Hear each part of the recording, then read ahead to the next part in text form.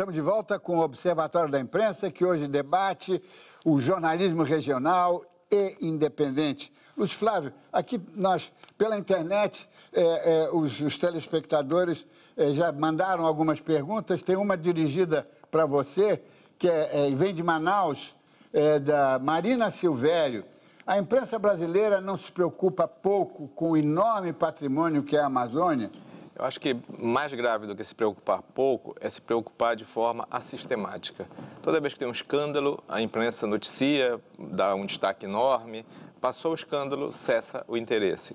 E a região cria um ressentimento muito ruim, inclusive para os jornalistas, de que a imprensa brasileira, a grande imprensa nacional, só trata da tragédia, dos fatos ruins. Quando, na época da ditadura, nós conseguimos fazer do Estado de São Paulo uma fonte segura sobre a Amazônia. Publicamos grandes matérias de denúncias graves, e isso se deveu ao fato de que os militares sempre olham com a perspectiva geopolítica para a Amazônia, da ameaça, da internacionalização, que é permanente, independentemente dos fatos. Por isso que um correspondente estrangeiro, quando vai na Amazônia, ele é visto como suspeito, porque essa doutrina, ela criou a mentalidade. Então, a imprensa, quando nós vimos isso lá na década de 70, os militares queriam saber sobre a Amazônia, porque quem estava fora do poder, mesmo sendo militar, não sabia. Então, eles diziam, mas não, a Amazônia nós precisamos saber, por isso o Estado publicou. Aí eu consegui um compromisso pessoal com o Dr. Júlio Mesquita Neto, o dono do Estadão, para que nós criássemos a primeira sucursal regional da Amazônia. Então, tinha uma sede em Belém, foi o primeiro órgão da imprensa, mesmo regional, que teve correspondente em Santarém e Marabá, duas áreas estratégicas. Tinha correspondente em todas as capitais da Amazônia. A nossa ideia era o seguinte: São Paulo tem o poder de dizer, olha, essa matéria não vai sair, ou essa matéria vai sair pequena, tudo bem. Mas na hora que ele dissesse, essa matéria vai sair com 50 linhas, as 50 linhas eram nossas. São Paulo não podia interferir, para que nós garantíssemos que fosse uma matéria autêntica, claro. E autêntica, que não fosse o tratamento exótico, aquele folclore que você falou. Conseguimos até um certo ponto, depois não conseguimos mais, prevaleceu a ótica de poder do sul do país. Então, eu acabei me desinteressando, pedi demissão do Estadão e fui fazer o jornal pessoal, justamente preocupado com essa visão.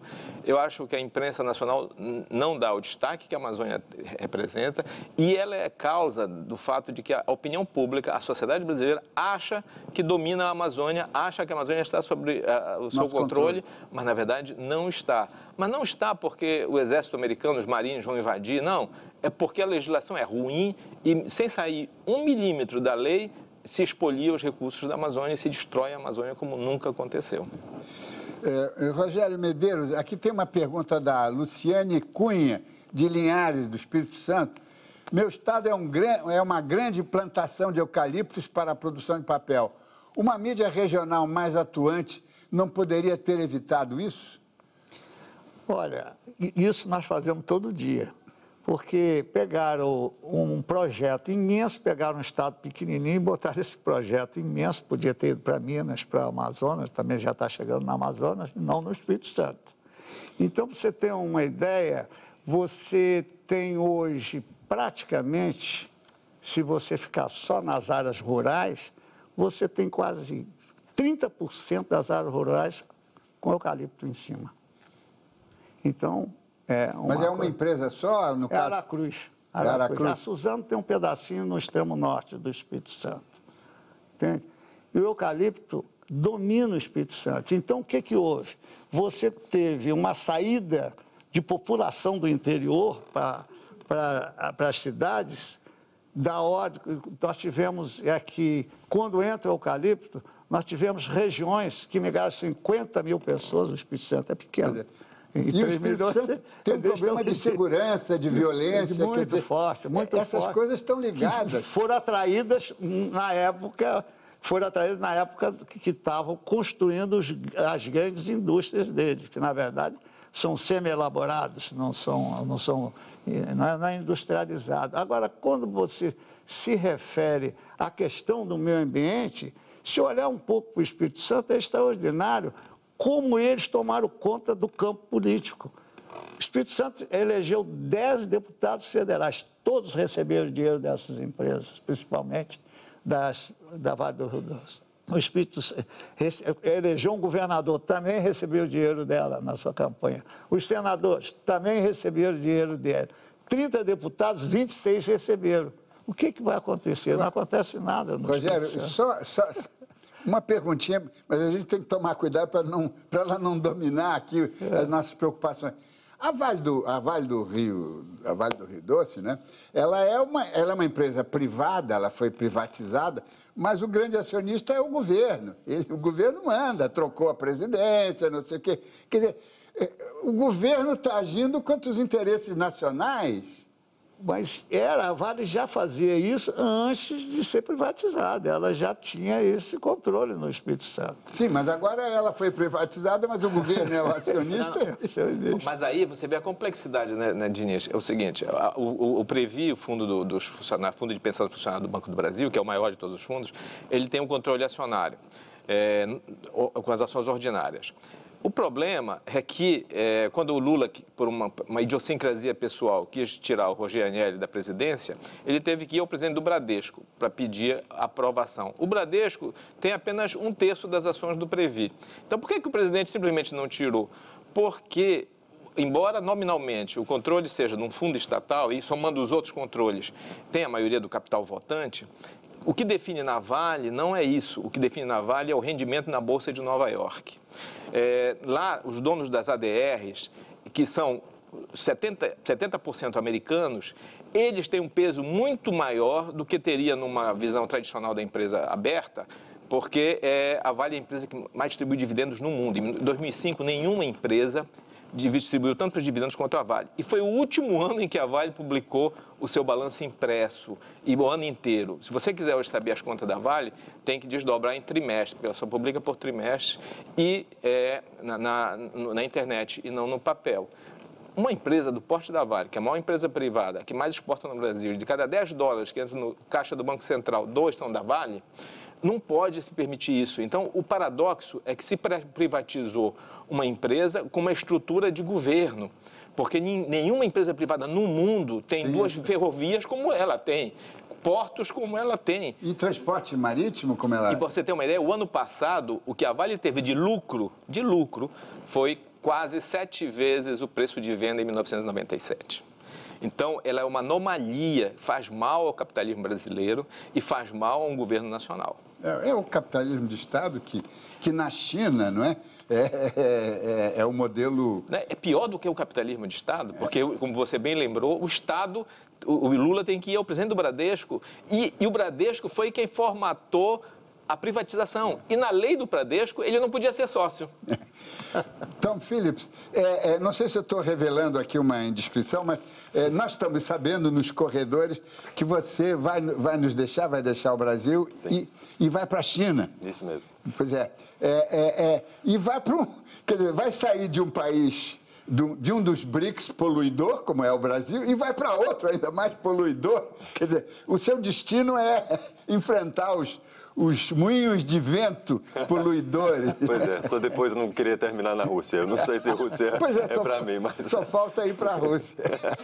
Talvez a Índia, sim, mas eu acho que tem muitos temas em comuns entre os dois países. Então, claro. Por mais que seja do outro lado do mundo, tem uma certa lógica. Porque a Índia é dos BRICS e também é uma grande poluidora, né? Sim. Mas a China, que é a sua meta, como é que você vê a China como um player, não apenas na economia, mas como um agente da poluição mundial, não é? Não, pois com certeza. A China não é um país no qual eu tenho algum conhecimento específico, nunca estudei, vai ser uma coisa nova para mim, eu vou estar começando do zero. Mas eu estou muito empolgado pelo fato de poder acompanhar essas questões ambientais, essas questões de direitos humanos, que me parece que tem muitas semelhanças entre o Brasil e todos os BRICS, aliás. Sim. Agora, tem uma pergunta que veio pela internet de Aracaju, do Sergipe, de Procópio Oliveira, que tem a ver um pouco com a sua atuação, que o Brasil não aparece na grande imprensa mundial. Como é que se pode... Ou que quando aparece, não aparece muito bem, não é? Aparecia por causa do futebol, o nosso futebol virou aquela coisa. Como resolver isso? Pergunta o nosso telespectador. Primeiro, eu deveria pedir desculpas do telespectador, porque Aracaju acho que é um dos poucos lugares no Nordeste que eu não conheço, nunca fui. Estou devendo uma visita para lá. Se o Brasil aparece ou não aparece, eu acho que o Brasil aparece cada vez mais na mídia internacional. Sim. Quando eu cheguei aqui em 2005, me parece que entre 2000 e 2003, 2004, muitos correspondentes foram embora, né? As redações foram fechadas aqui. Acredito que no final da década de 90 teve mais. Esse processo está se revertendo totalmente agora. Muitos correspondentes estão voltando. CNN abriu em São Paulo, Al Jazeera, English, uns anos atrás.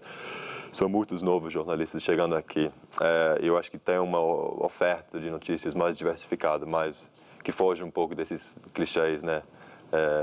Que às vezes nós somos realmente culpados de escrever. E você já fez documentários para Al Jazeera, edição inglesa, não é? Sim. Sim, e Al Jazeera eu acho que é um dos grupos mais interessantes atuando no Brasil no momento. É um grupo que tem fundos, né, pela natureza do canal, fundos suficientes para cobrir uma região como a Amazônia e cobrir bem. Pois é, aqui tem uma contradição que eu rapidamente também, que a Al Jazeera é do Catar. O Catar vive do petróleo e a Al Jazeera se interessa por questões ambientais e o vilão é o petróleo. Como é que a gente explica essas contradições? Ou elas são legítimas e é bom que aconteçam mesmo? Olha, não sou funcionário da Al Jazeera, então não poderia falar para o canal, mas Al Jazeera é bancado pelo governo do Catar, que ganha a maioria do dinheiro, vem do gás, né, que é explorado lá na região. Só interrompendo, esse aqui são cenas do seu documentário. Sim, que nós estamos mostrando isso, aqui. Então, aqui é um dos últimos documentários que eu dirigi, foi no ano passado, no estado do Pará, Novo Ipixu, no Marabá. E foi uns meses depois do assassinato de Zé Cláudio e Maria do Espírito Santo, que eu acho que todos ficou sabendo do caso.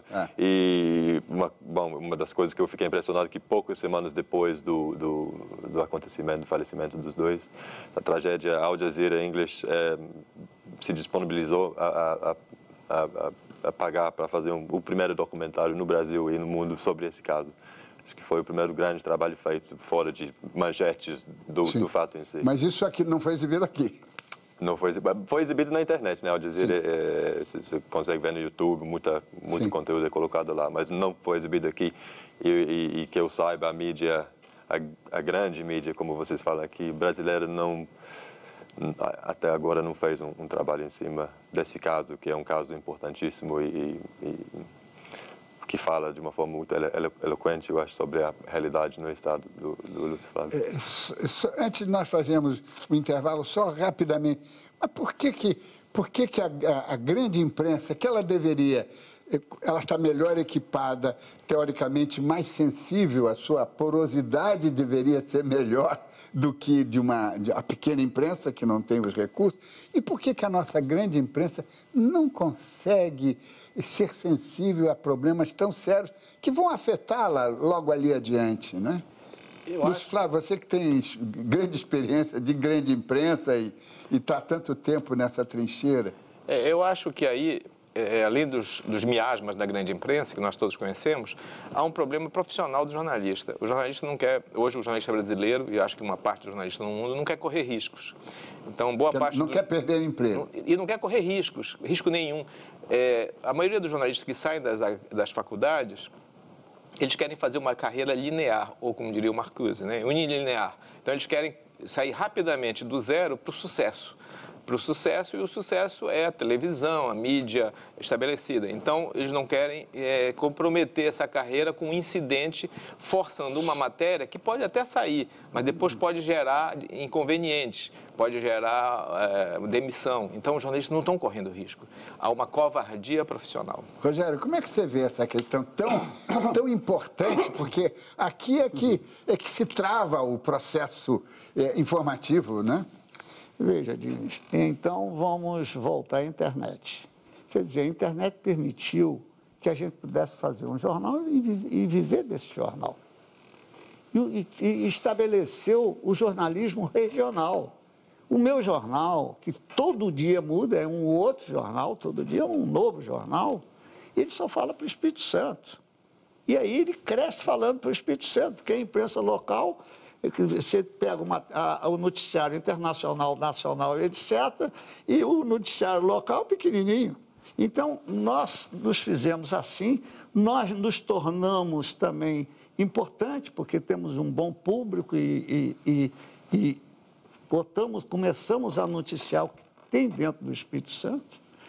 Então, tudo isso faz com que esses jornais regionais, vamos dizer, site noticioso, jornal eletrônico, o que seja, era permitido que também fizesse. Só que está acontecendo agora, partindo, inclusive, das agências de publicidade do governo, é o seguinte: as redes tomaram conta da internet.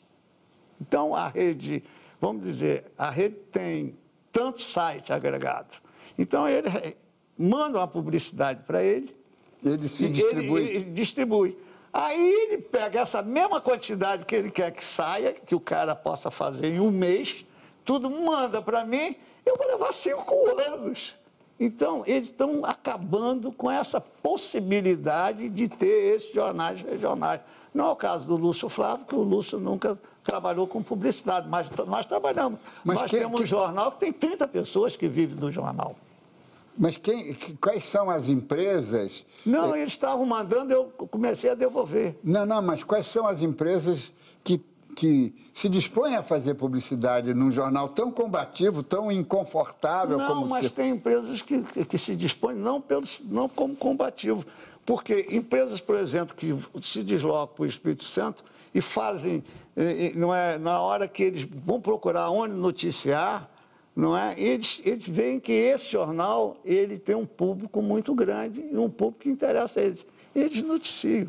É evidente que no meu caso do Espírito Santo é mais complicado, porque eu tenho um governador que ninguém põe uma linha contra ele, eu ponho tudo dele, então ele vai tirando, né? O centro anuncia, tira, e nessa vida eu vou vivendo assim.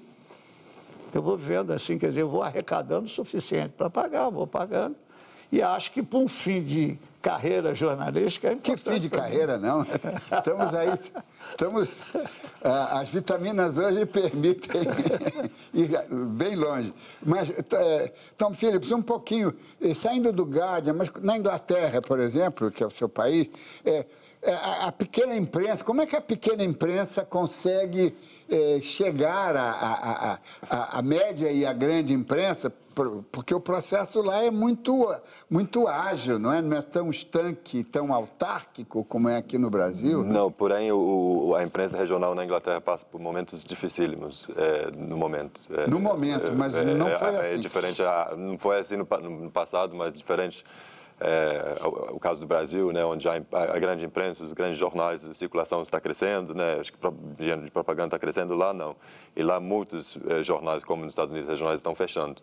Que cria, acho que talvez como o caso particularmente da Amazônia, né, um vácuo de notícias, um lugar onde não tem, como teve correspondentes na década de 60, se falou, né, 70, em Marabá e outras cidades, não tem mais isso. Então, acho que cada vez mais na Inglaterra a imprensa recorrendo às agências que vão tentando pegar notícias, mas a cobertura sofreu, com certeza.